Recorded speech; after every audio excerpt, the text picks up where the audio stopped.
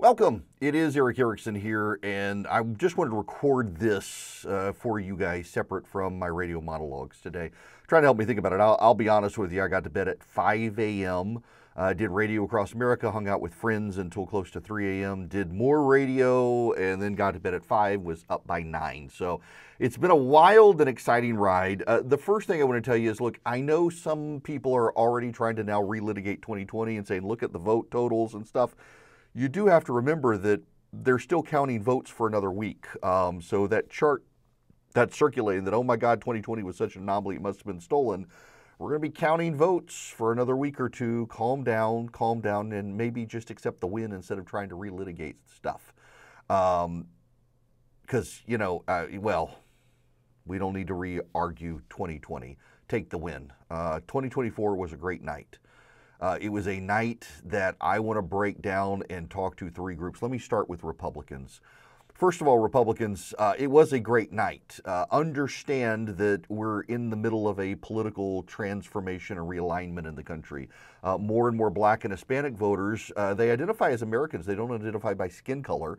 And that's part of the problem that the Democratic Party has. The Democrats are so used to identifying people by the color of their skin instead of the content of their character, and they've decided everything is a power play. Most people don't look at it that way. It's why communism always fails. And yes, the Democratic Party has embraced Marxist philosophy about power dynamics, and it blew up in their faces last night.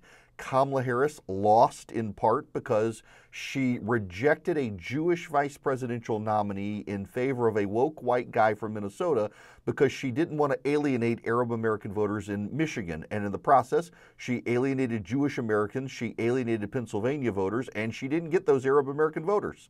They went to Jill Stein. Republicans, congratulations. You've won. You've won big. You're going to have the House. You're going to have the Senate. You're going to have the popular vote. You're going to take away from the Democrats the last big talking point they had, that no Republican has won the popular vote since George W. Bush's reelection in 2004. That talking point died last night. And why did it die? Because Democrats failed to deliver on the economy. They failed to deliver on cultural issues. They went white woke progressive, and white woke progressive women and gay men do not represent America. They do not relate to America. And today they're dripping with disdain. So you won. Now you got to govern, and that's the hard part.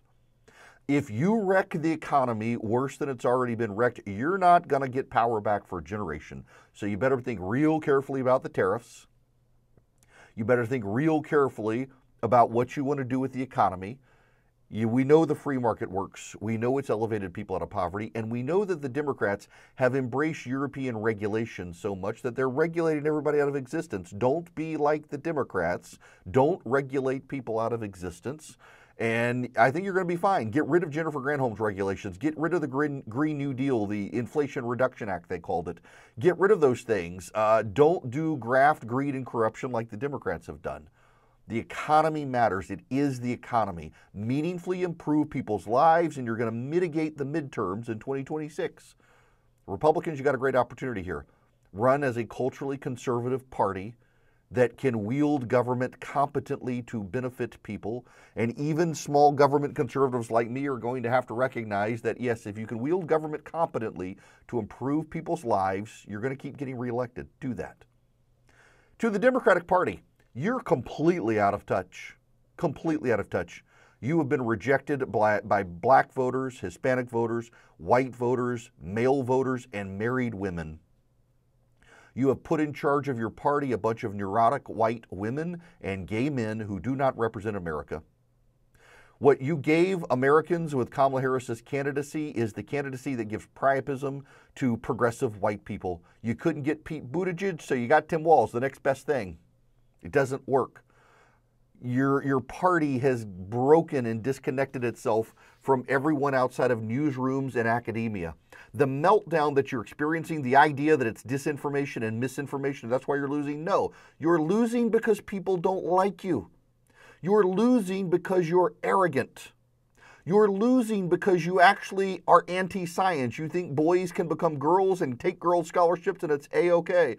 You're losing because you don't relate to people outside your bubble and everyone is dripping with contempt for you. You tried to bully people and browbeat people, shame people, lie to people, condemn people. You were rude and mean and nasty. You lectured Americans who are hurting on the economy. You imposed on them that the economy is fine and they knew it wasn't fine, and you told them to believe your lies. While lecturing them that Donald Trump is a liar, you lied, and they've rejected you as a result. To newsrooms across America, you played a role in this. You and the Democrats together conspired to cover up the decline of the President of the United States. You lied about his condition repeatedly, and then everybody saw him on stage at CNN at the debate. Game over at that point. You can lecture us on disinformation and misinformation all you want, but you're complicit in disinformation and misinformation. The media industrial complex has no power anymore. You poured everything into stopping Donald Trump, and you couldn't stop him. You couldn't stop him because you're arrogant, white, woke, privileged elitists. The neuroses of the progressive white women who run the Democratic Party also run your newsrooms. The neuroses and predilections of white, rich, gay men run newsrooms, and you're lost.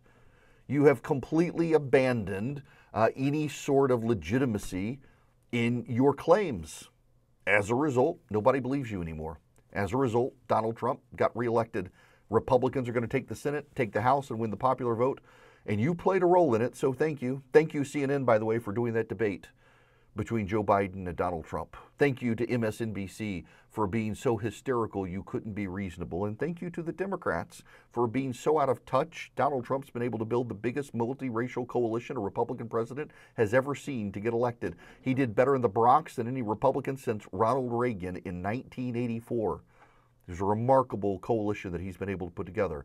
Now he's got to govern. I wish him the best. I wish the Republicans the best. And remember, there's no such thing as permanent political majorities in the country.